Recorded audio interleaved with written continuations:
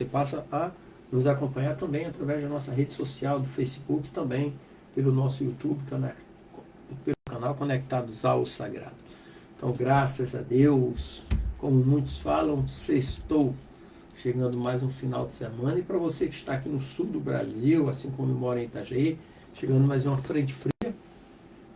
Então se prepara aquele agasalho novamente, aquela roupa de frio, mais uma frente fria chegando de hoje para amanhã, e final de semana todo gelado, inclusive algumas áreas do sul do Brasil estará geando, temperaturas ali beirando 6 graus abaixo de zero. Mas hoje, nessa manhã, nós, como todos os dias, nós temos uma mensagem para você começar o seu dia, para você refletir, fazer aquela reflexão e ter um dia alegre, abençoado e próspero. Mas antes disso, vamos falar com o nosso Deus, Deus glorioso, Deus Criador dos céus e da terra. Senhor Deus Santo, vivo, poderoso, Deus Criador dos céus e da terra, Deus, obrigado, Pai. Obrigado pelo descanso da noite, obrigado por mais um dia de vida. Obrigado, Deus, porque a sua misericórdia, que é a causa de nós não sermos consumidos, ela renovou-se nesta manhã. Deus, em tuas mãos eu coloco a minha vida, a vida da minha família, dos meus parentes, meus amigos, a vida de todos aqueles que estarão nos acompanhando também. Os coloco em tuas mãos como criatura nas mãos do Criador. Abençoa-nos, ó Deus, com a tua presença. Torna os nossos dias mais alegres, abençoados e prósperos, ó Pai, em nome de Jesus. E que neste dia também seja repreendido do nosso meio todo espírito de enfermidade, espírito de desânimo, de culpa, de mágoa, de ódio, de rancor, de inveja, de vício, de prostituição. E que verdadeiramente o teu Espírito Santo, ó Pai, tome lugar em nossas vidas, nos consolando, nos confortando, nos alicerçando e nos direcionando. Esta é a oração, ó Pai, que teu servo faz nesta manhã, em nome de Jesus. Amém. É isso aí. Mais um dia começando, e hoje eu quero falar sobre um tema bem expressivo, né?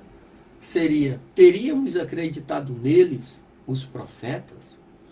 E o texto de Mateus, capítulo 23, versículo 29 ao 31, diz assim: ai de vós, escribas e fariseus, hipócritas, porque edificais os sepulcros dos profetas e adornais os monumentos dos justos, e dizeis: se estivéssemos vivido nos dias dos nossos pais, teríamos sido cúmplices no derramado o sangue dos profetas. Assim vós testemunhais contra vós mesmos, que sois filhos daqueles que mataram os profetas. Algumas vezes eu comento, né? Se Davi estivesse hoje no nosso meio, dificilmente ele entraria nas igrejas. Os primeiros a condenarem Davi seriam os cristãos, porque muitas pessoas fazem menos do que Davi fez e são excluídos do meio. Tem denominações que excluem por quem faz 10% do que Davi fez. Não existe o perdão, existe uma condenação iminente. Então essa ministração de Jesus, que Jesus trouxe aqui, é justamente para isso, para nós refletirmos. O Deus que nós servimos é o Deus que amou o mundo de tal maneira que deu seu único filho para que todo aquele que nele crê não perecesse, mas tivesse a vida eterna. Amou o mundo, amou as pessoas, independente dos erros que elas cometem, elas são dignas de salvação a partir do momento que confessam o nome de Jesus como Salvador e Senhor. Então, se tivéssemos vivido na época deles, como teríamos recebido, por exemplo, João Batista, Pedro ou Paulo? A maioria de nós iria dizer: claro, porque os recebemos agora. Isso é sinal de hipocrisia.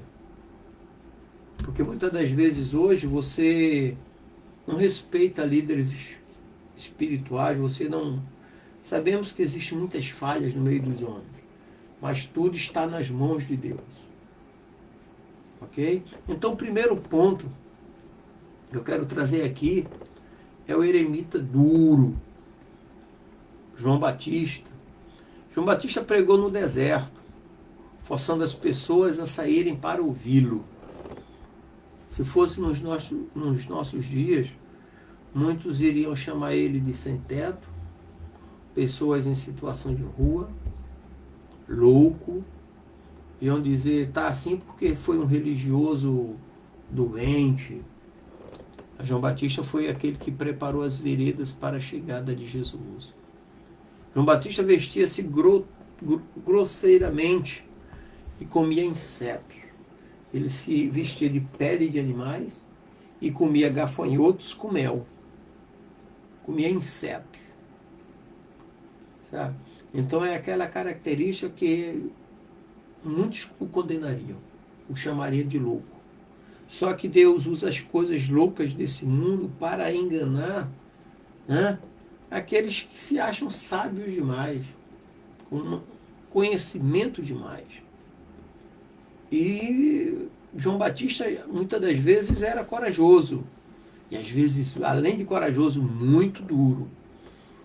Então, o texto de Mateus ali, capítulo 11, versículo 7 e 8, e capítulo 3, versículos 5 e 7, ele era corajoso, mas muito duro. Então, pode-se até dizer, duvido que se teríamos acreditado em João Batista. Assim como muitos daquela época, judeus, a sua maioria, não acreditou, criticou, e o próprio Jesus foi condenado pelos religiosos da época. Então, se hesitamos em ir todos os dias à igreja, imagina se ia acreditar em João Batista. Se as pessoas hoje não gostam de ler a Bíblia em casa, ia seguir Jesus na sua época? Ia aceitar Jesus na sua época? Até porque a própria Bíblia diz que nos últimos dias o amor de muitos esfriaria. O primeiro para com Deus, o segundo para com as pessoas. Ou seja, tem pessoas que se pudesse não ia nem no domingo à igreja. Não ia, nem aos domingos. Então, muitas das vezes nós queremos que as coisas sejam do nosso jeito e não do jeito de Deus. Mas Deus sempre faz as coisas do jeito dele, independente do que o homem queira. Agora, muitas das vezes coincide a vontade humana com a vontade de Deus. Às vezes tem pessoas que oram e rapidinho a bênção chega. Tem pessoas que oram e a bênção demora a chegar, ou se chegar não é do jeito que ele estava imaginando, é do jeito de Deus. Por isso que o texto diz assim, entrega o teu caminho ao Senhor, confia nele, e o mais, tudo ele fará. Então, não basta só entregar, tem que confiar. E outra coisa, João Batista era aquele sermão que ninguém gostava de ouvir. Poucos gostavam de ouvir. Igual nos dias de hoje, alguns preferem os pregadores que nunca preguem sermões negativos, mas que preguem só coisa boa. Pregar sobre pecado é negativo. Pregar sobre o reino de Deus é negativo. Pregar sobre arrependimento é negativo. E assim vai. As pessoas querem ouvir mensagens que falem de prosperidade. É o tema desse século. Prosperidade. É um carro novo, é uma casa nova. Mas Jesus veio pregar o arrependimento, assim como João Batista. Arrependei-vos do pecado. É chegado o reino de Deus, não dos homens. Os homens o reino dos homens já tinha chegado, mas é o reino de Deus. Segundo ponto é a hipocrisia ou hipócrita e ignorante. Pedro, lá em Atos, capítulo 4, que eu quero ler para vocês aqui. Em Atos 4, versículo 13, diz assim: Então eles, vendo a ousadia de Pedro e João, e informados de que eram homens sem letras e indoutos, se maravilharam e tinham conhecimento de que eles haviam estado com Jesus. Pedro mostrou a falta de educação e refinamento. Ele Negou Jesus 3 vezes, de acordo com Mateus 26, versículo 69 ao 75. E a sua aberta hipocrisia dividiu ali a irmandade, de acordo com o que Paulo escreveu ali em Gálatas capítulo 2, versículo 11 e 13. Então, podemos dizer que é improvável isso aí, ou não. Nós estamos lendo num texto aqui, Mateus 4,13, eles estavam vendo a ousadia de Pedro e João, informados de que eram homens sem letras, indoutos, sem conhecimento pleno do judaísmo, tinha hábitos de homem rude, o comportamento de homem rude, mas o texto também diz que eles haviam estado com Jesus. Jesus escolhe quem ele quer para fazer o que ele quer, o que ele deseja, a hora que ele quer. Simples assim. Sem muita badalação. Então, muitas das vezes exige-se uma educação formal do pregador, porque venera-se mais os títulos do pregador do que o conhecimento da Bíblia, do que a unção que ele possa ter. Tem que ter os dois, lógico. Agora, Pedro fez uma faculdade de 3 anos, como se fosse uma licenciatura hoje, andando com o próprio mestre. Tudo que nós temos na Bíblia hoje veio de Jesus. Lá em João capítulo 1 diz que no princípio era o Verbo, e o Verbo estava com Deus, e o Verbo era Deus. Todas as coisas que vieram a acontecer foi feita através dele, por intermédio dele, em outras versões. Né? Então, em algumas igrejas, o pregador é obrigado a ter diploma e outras não. Em algumas igrejas, o pregador é obrigado a pregar sobre os temas que a liderança exige. Outras não. Né? O tipo errado de aprendizado pode ser, muitas das vezes, uma coisa perigosa, porque exige-se mais diploma do que unção. Ou exige-se uma filiação para poder ter um cargo. Então isso tudo está dentro do campo da hipocrisia, que era o que Jesus abordou. Então, se as pessoas estivessem na época dos profetas, teriam acreditado nos profetas, por exemplo, Jeremias, profeta Isaías, que foi cerrado ao meio, Daniel e tantos outros, Ezequiel, vale de ossos secos, será que teriam acreditado? Não acreditaram na profecia de Jeremias que Israel iria para o cativeiro. O reino dividiu, Israel foi para o cativeiro, reino do norte, pelos assírios, 125 anos antes de Judá. Mas os dois foram para o cativeiro por causa da idolatria, porque eles se afastaram de Deus.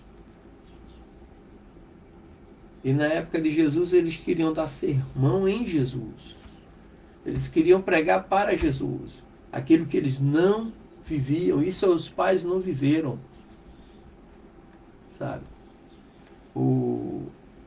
E muitas das vezes, terceiro ponto que eu quero falar, o aborrecido, ele vira casaca.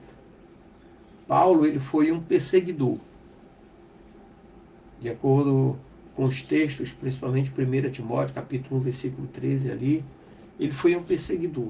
E mais tarde ele tornou-se um perseguido. Tá? Paulo não era um orador influente. De acordo com o que ele escreve em 1 Coríntios, capítulo 3, capítulo 2, versículo 3 e 4. Eu quero ler para vocês aqui.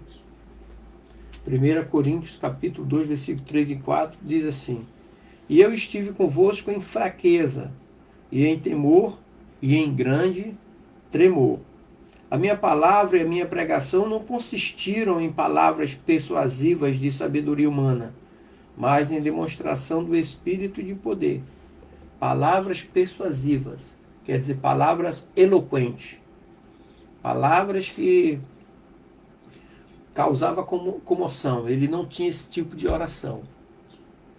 E de acordo com 2 Coríntios, capítulo 10, 2 Coríntios 10, 10, o texto diz assim, ó,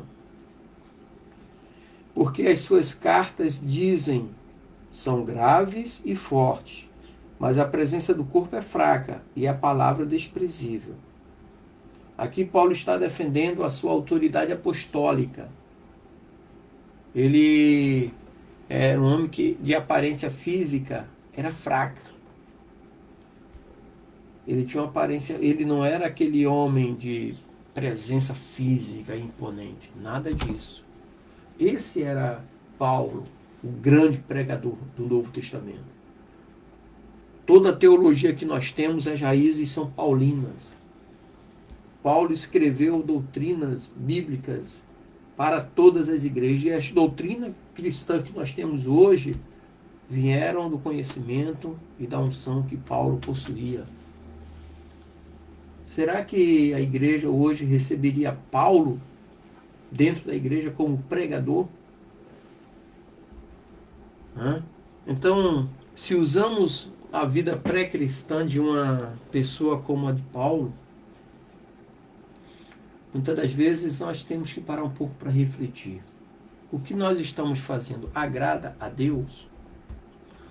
Então eu quero concluir nessa manhã dizendo que como é que nós recebemos os homens de Deus nos dias de hoje? Nós limitamos a ação dele ou damos liberdade para que o Espírito Santo trabalhe e traga a mensagem diretamente do céu? Eu lembro, tem um grande evento aqui em Santa Catarina, que certa vez um pregador estava comentando, e ele disse, olha, eu sei que eu não volto mais aqui. Essa foi a minha primeira e a última vez, e eu não volto aqui porque eu estou trazendo o recado do céu. E o que ele falou, naquele ano, aconteceu exatamente com a liderança daquele evento. Aconteceu. Então Deus usou ele como um profeta, e por coincidência, no ano seguinte, não trouxeram ele. Ele não foi. Então, acontece também nos nossos dias. Tem pessoas que vão a alguns cultos e saem, eu não gostei desse culto, porque o pregador não falou o que ele queria ouvir. Sabe? Então, prefere-se ouvir mentira e ficar satisfeito do que ouvir a verdade. Vai ficar triste, mas aí vai orar, vai falar com Deus para encontrar a solução. Então, valorizar o homem e a mulher de Deus, até porque a Bíblia diz, crê no Senhor teu Deus e estarás seguro, crê nos seus profetas e prosperarás. Segurança de Deus. E a prosperidade vem através da ministração do profeta. E muitas das vezes não alcançamos justamente por conta disso. Então nós devemos olhar além do mensageiro. Devemos olhar para a mensagem.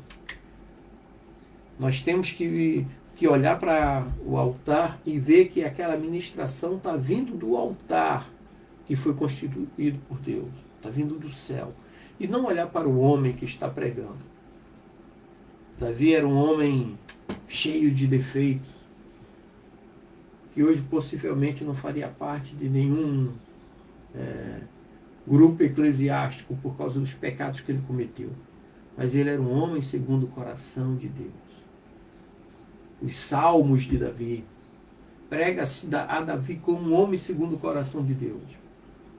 Mas todos que têm e cometeram os erros que Davi cometeu não são aceitos em algumas igrejas, na maioria das denominações. Mas Davi era um homem segundo o coração de Deus. É isso que Jesus está ensinando ali. Não adianta vocês falarem, porque se estivessem no nosso meio, vocês não aceitariam. Então é isso que Jesus está falando para combater a hipocrisia no meio dos religiosos. Então que nós possamos amar a Deus sobre todas as coisas e amar o próximo como a nós mesmos. Amém? Então, queridos, que Deus abençoe, derrame bênção sobre a sua vida, para que possamos olhar além do mensageiro, possamos olhar para a mensagem, para a palavra que Deus está mandando através do pregador. Amém? Que Deus te abençoe. Hoje é sexta-feira, sextou. Que teu final de semana seja alegre, abençoado e próspero, em nome de Jesus. Deus abençoe. Graça e paz. E para você que está conosco aqui na Conexão Viva,